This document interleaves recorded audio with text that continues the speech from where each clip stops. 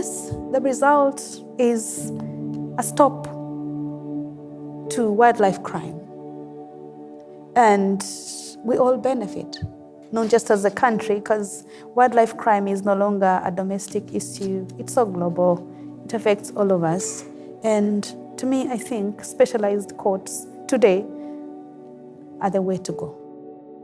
When we're talking about wildlife trade, we're talking about conservation. When we're talking about wildlife trade and habitat protection, we're talking about Indigenous people's rights. We're talking about land tenure. We're talking about FPIC, free, prior, and informed consent. We're talking about prior consultation and traditional land right, recognition of traditional land rights, which may seem like divorced claims maybe, and the people working on these spheres might not always be talking to each other. Like the animal protection community is not always talking to the prior consultation, like Indigenous rights and land titling community. But I think that by building these types of coalitions, we can achieve our mutual goals. Because at least speaking from an Indian perspective, the concept of animals as property is something that the common law brought in. Before that, animals were never considered property. In fact, there are stories within Indian mythology where animals were rulers, they owned kingdoms. You had gods who had half animals and half human beings. My name itself, Jayasimha, means a victorious lion who happened to be a ruler of India who was half lion and half human being. You kind of see, well, we have a fundamental right to religion, then the Constitution provides some sort of duty to be compassionate to living being. The Supreme Court says that that duty is actually the right of the animal. And then you start seeing this conflicting view when you have rights on religion and then right of this particular animal. And the legislation kind of has to find that fine balance in which the religious freedom of people is not necessarily infringed while the rights of the animals are also taken care of. But it definitely does seem that there's a conflict between what was culture, what is religion, the existence of some of these traditions prior to common law coming in, and then there's like a broad conflict between that.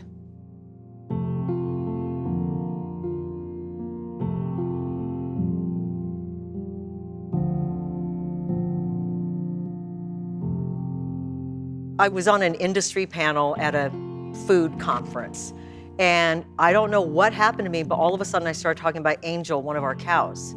And I thought, oh my God, I put my foot in my big mouth and they're never gonna invite me back. And instead, when I stopped talking, the room burst into applause. And later on, people came up to me and this one woman said, oh my God, you brought tears to my eyes. I think I'm gonna go vegan. And I realized that either I was silent, I had been either silent or strident. And I had to find that tone where I could show compassion for those in the room that are all pre-vegan, that need to be able to see the world in a different way, because it's all ultimately about changing perceptions. And so it really is like what you were talking about. We have to include everybody and show compassion towards the people as well as the animals, and that is where magic happens.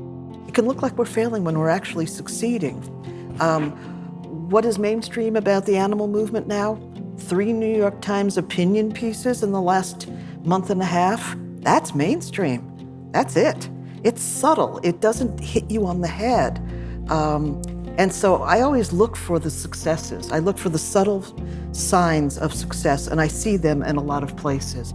I don't think we should assume that just because you're big and mainstream that you can't be edgy and take risks. In fact, we can take more. As we get more mainstream, I think we have bigger backups and bigger reserves and more social capital, so we can actually push harder and we can go further.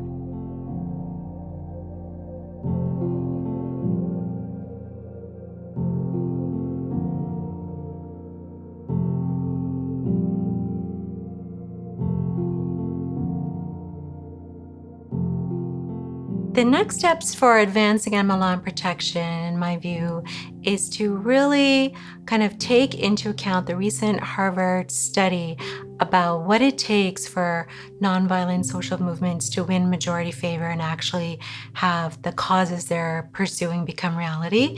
And this was a study that basically said it really just takes 3.5% of the population kind of becoming visible and protesting about something and asking for something that governments start to respond, and eventually what they're asking for comes to effect. If we can can really consolidate our efforts and mobilize the public to show that type of kind of demand for certain outcomes, the demand will eventually be heard and met.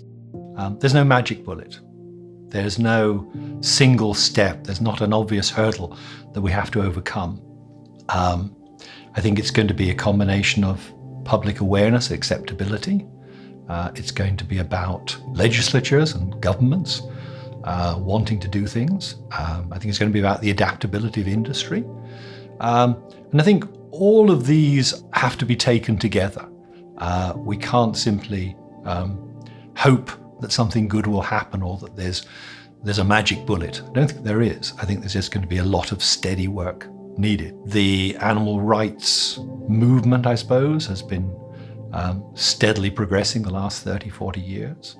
And I think there's a number of positive signs. So things like veganism, vegan menus and meals.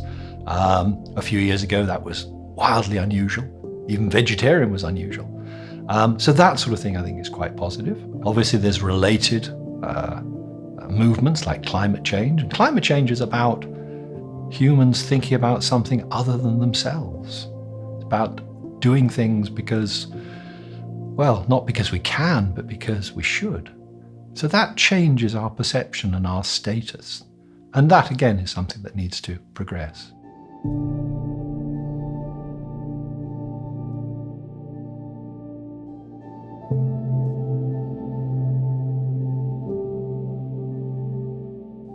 I think there's another way that we can really impact animal lives, and that is reaching children before they have formed all their values and thoughts and processes.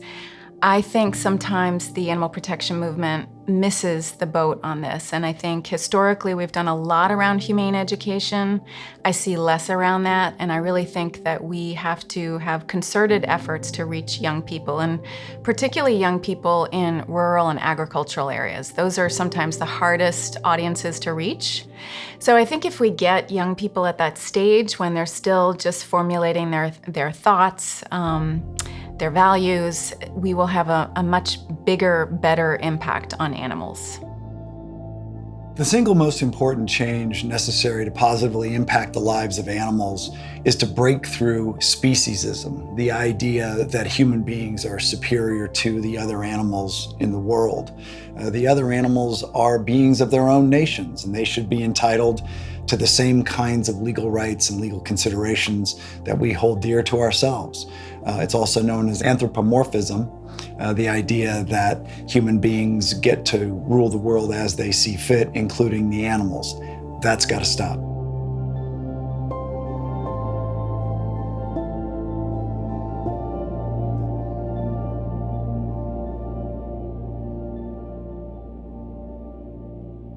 The animal protection community is actually a very tight-knit community, which is great. And so I really value the way that we all interact and the fact that, we're here at a conference and everyone's friends with everyone. So in lots of ways, it's pretty good as it is. But in terms of what we could improve, I believe, we could have forums where we could discuss ideas. For example, in the UK, many of the cases that I work on, the law will derive from European Union law. So what would be really helpful is to have some sort of platform where I can discuss these cases with other EU lawyers. So if we're successful, they can then replicate the case in the EU. So some sort of sharing platform I think would be incredibly helpful. There's an allegory I like to tell when it comes to how the animal protection movement can come together to work better, more effectively. And I call it the cat in the ditch allegory. So if I'm driving down the street and I see a cat in the ditch, I'm gonna pull my car over and I'm gonna run over and I'm gonna save that cat. But somebody else driving down the road might save the cat, but think, I've gotta do something. I'm gonna build bridges over ditches so cats won't fall in them. Someone else might come along this cat and say, we've got an education problem, we need to have more billboards, let's keep cats out of ditches. And you could go on and on with many different examples of how you can help prevent cats from ending up in ditches.